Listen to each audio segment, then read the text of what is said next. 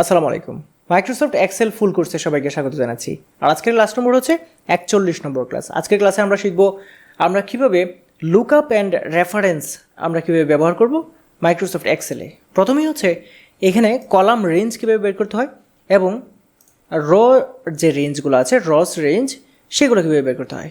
কলামের রেঞ্জ যদি বের করতে চান নির্দিষ্ট কোনো কলামের সিলেক্টেড কলাম থেকে, তাহলে আপনাকে যেটা করতে হবে এখানে একটা সূত্র দিতে হবে, সেটা হচ্ছে ইকুয়াল টু কলামস।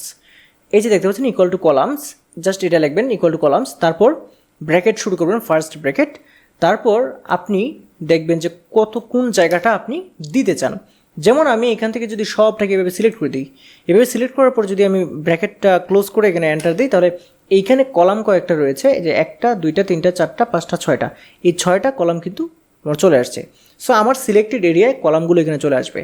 আবার যদি আমরা রজ বের করতে চাই তাহলে আমাদের কি করতে হবে, সেমভাবে ইকুয়াল টু রজ, এই যে দেখতে পাচ্ছেন এখানে ইকুয়াল টু রজ, তারপর আপনি যে কয়েকটা জায়গা থেকে আপনি সিলেকশন নিতে চান, যেমন আমি কতটুকু জায়গা থেকে নিতে চাই, যেমন আমি এতটুকু এখান থেকে এতটুকু জায়গা নিতে চাই, এতটুকু আমি এটা সবটা দিয়ে দিলাম, উপরে চলে আসলাম, আবার এখানে ব্র্যাকেটটা শেষ করে দিলাম, তারপর এন্টার চেপে দিলাম, এইখানে 162টা র সিলেক্টেড হয়ে গেছে।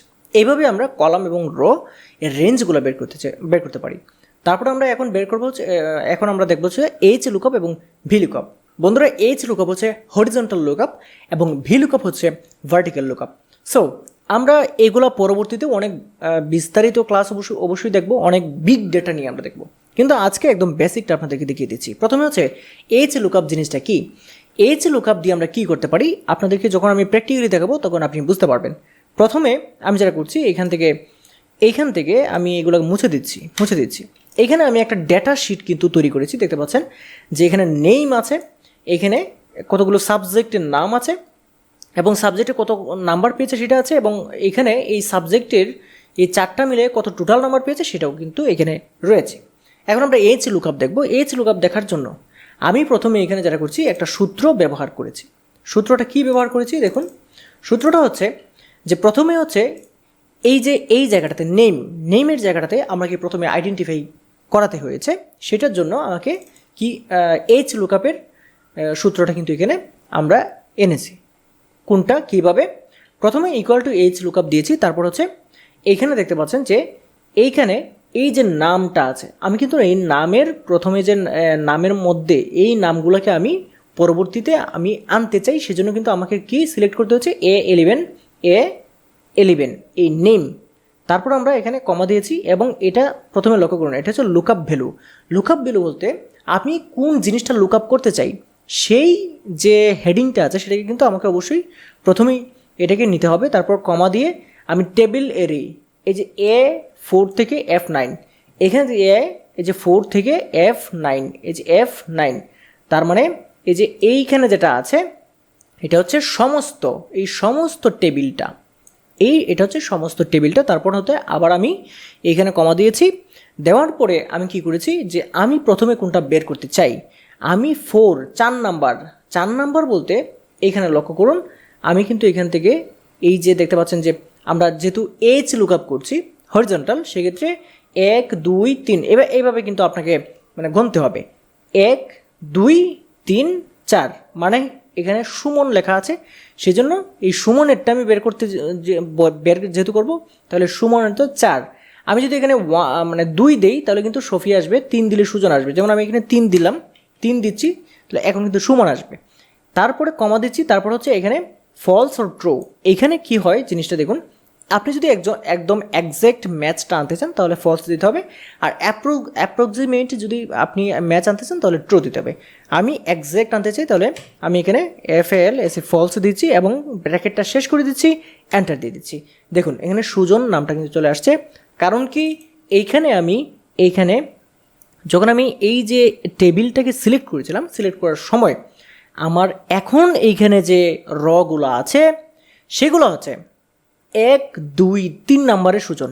আমি যদি এখানে 2 দেই তাহলে শফি নাম আসবে, এই যে 2 দিয়ে এন্টার দিলাম, এই যে শফি নামটা চলে আসছে। সেমভাবে আমি এইখানে যে আমি নামটা পরিবর্তন করার সাথে সাথে এই নাম্বারগুলো যাতে পরিবর্তনটা হয়ে যায়, সেটার জন্য আমি কী করতে হবে, সেটার জন্য আমি কিন্তু এই সূত্রটাকে সবগুলাই দিয়ে দিতে পারি।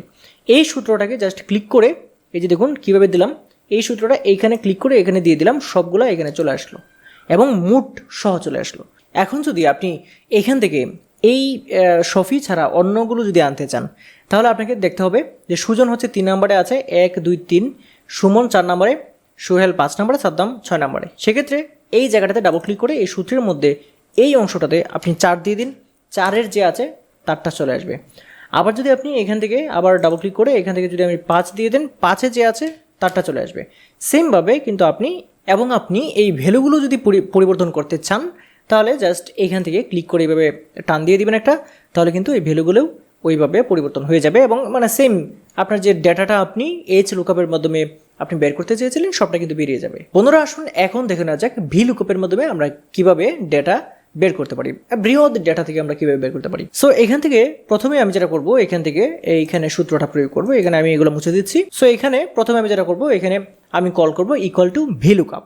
ইকুয়াল টু ভি লুকআপ লেখার পরে প্রথমে আমি যেটা করব, এইখান থেকে আমি ব্র্যাকেট শুরু করব এবং আমি কোন জায়গায় এই যে নেমের জায়গাটা থেকে আমি এই যে সেলটা আছে এই সেল থেকে আমি শুরু করছি। এই সেলের যে নামটা আমি লিখব সেই নামের যে ডেটাগুলো আছে সেই ডেটাগুলো আসবে সেইভাবে আমি দেখতে চাই। এখন আমি যেটা করছি, এখানে এই যে 17 আছে 17 দিলাম, তারপর হচ্ছে এখানে কমা দিলাম। কমা দেওয়ার পরে আমি যেটা করছি, সমস্ত যে টেবিলটা আছে সেই টেবিলটাকে আমি এইখানে কি করব, সমস্ত টেবিলটাকে আমি এইভাবে সিলেক্ট করে দেবো। এই সমস্ত টেবিলটাকে সিলেক্ট করে দিলাম, এই টেবিলের যে অ্যাড্রেসটা আছে সেটা চলে আসলো, কমা দিলাম।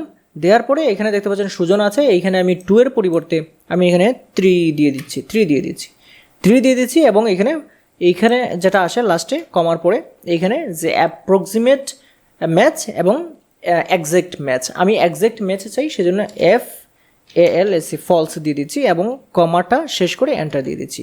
বন্ধুরা এইখানে ইন্টারেস্টিং যে বিষয়টা সেটা হচ্ছে, এখন যদি আমি এখানে নামটা চেঞ্জ করি, যে এই যে দেখুন আমার নামটা চেঞ্জ করে এন্টার দিলাম, এই যে দেখুন শফির এটা চলে আসছে এবং এখানে আমি যদি সুমন দিয়ে এন্টার দিলাম, যেটা দেখতে পাচ্ছেন এখানে আমি যদি নাম চেঞ্জ করি তাহলে কিন্তু আমার এখানে ভ্যালুটাও চেঞ্জ হচ্ছে।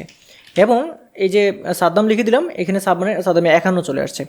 এইখানে একটা জিনিস লক্ষ্য করুন, আমি একটু দেখাই আপনাদেরকে। যেমন সুমন দিয়ে এন্টার দিলাম, আমার এখানে 95 আসলো। তাহলে সুমনের কিন্তু এই বাংলায় আছে হচ্ছে কত, সুমনের বাংলায় আছে 84, তাহলে চলে আসছে হচ্ছে ইংলিশেরটা। তাহলে আমরা কিন্তু এখানে যে সূত্রটা যখন প্রয়োগ করেছিলাম, এখানে দেখুন ডাবল ক্লিক করার পরে এখানে 3 আছে। আমরা যেহেতু ভি লুকআপ দেখছি, ভি লুকআপ হচ্ছে ভার্টিক্যাল লুকআপ, সেক্ষেত্রে ভার্টিক্যালি আমার এখানে কলাম কিন্তু 3 নম্বরেরটা হচ্ছে ইংলিশ। সেক্ষেত্রে আমাদের একটা ভুল হয়ে গেছিলো, আমরা এখানে কিন্তু দিব হচ্ছে 2, এখানে দিব 2 দিয়ে যখন এন্টার দিব, এই যে দেখুন সুমনের 84, এখানে যদি সুজন দেই, সুজন দেখবেন 95, যদি এখানে শফি দেই এই 84, যদি এখানে সাদ্দাম দেই এই যে এখানে যদি সাদ্দাম দেই এই যে দেখেন 51।